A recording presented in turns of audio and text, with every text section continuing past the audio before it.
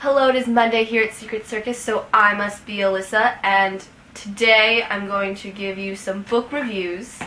We're going to start with the book I most recently finished, which is actually a comic book that I took out of the library. It is the original Green Arrow, so it's Green Arrow, the Longbow Hunters.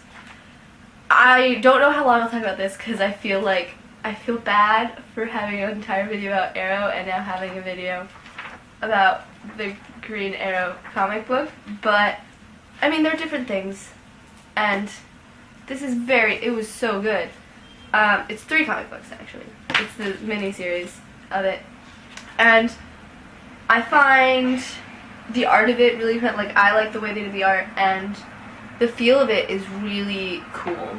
I really enjoy it. It's good because it has this flow forward, and he's trying to do good, and both him and his partner Dina both go out and they're trying to stop this drug syndicate, and then there's this other bow hunter woman going after the same people, and so it's cool because you have the flashbacks of that, and then you have Oliver as Green Arrow going after them, and you see them face off, and I feel like that was one of my favorite moments in it, was them facing off.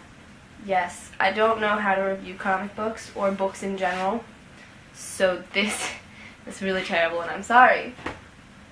A book I am currently still reading. I think I'm like maybe halfway done.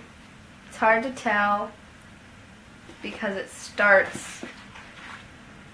I mean, I can do it in the whole thing. This is the volume 2 of the complete Arthur Conan Doyle Sherlock Holmes. So total is 1,122 pages. I am on page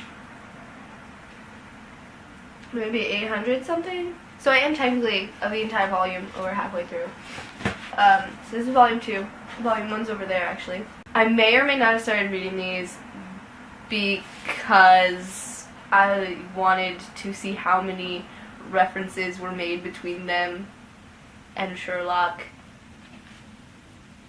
Yeah, I was in a Sherlock mood when I started, and then once I started, I mean, I couldn't actually, no. That is a lie. I started them not this past summer, but the summer before that, when I was traveling, because I had it on a Kindle. So I was like, okay, it's really long. I can just read that instead of having to get like other books, because my mom already had it on there. So I started reading it, and then of course school happened the next year, and then we started reading other things. I forgot about it. Finally, I came back to it, and I started reading it over Christmas break. And I finished the first volume. Now I'm on the second volume. I always just read it right before I go to bed because that's how I fall asleep.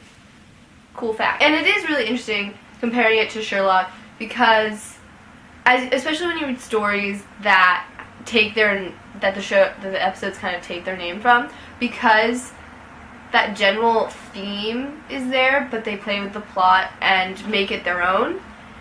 But what is the best is just those little hints they have to things within the novels that are really great, and a lot of times you don't catch them unless you're up to date. So when I was first reading these right after, I think I watched through most of the series in like a short go, and then reading them, having just been reading them and then watching an episode, it's really cool because you'd catch those really small things because it was fresh in my mind. So I'm still kind of doing that, even though the show is less fresh in my mind. But it is really cool, those small things that they want to get in there, and they do, and it's fun. Book-wise, it is really good. I mean, Sherlock Holmes, he's always good. I like kind of mysteries, especially these ones, because you're like, I don't even know what's happening, and then all of a sudden Sherlock explains it all, and you're like, I could see that. I could see that working. So, yes, I'm not an English person. I don't know how to review books.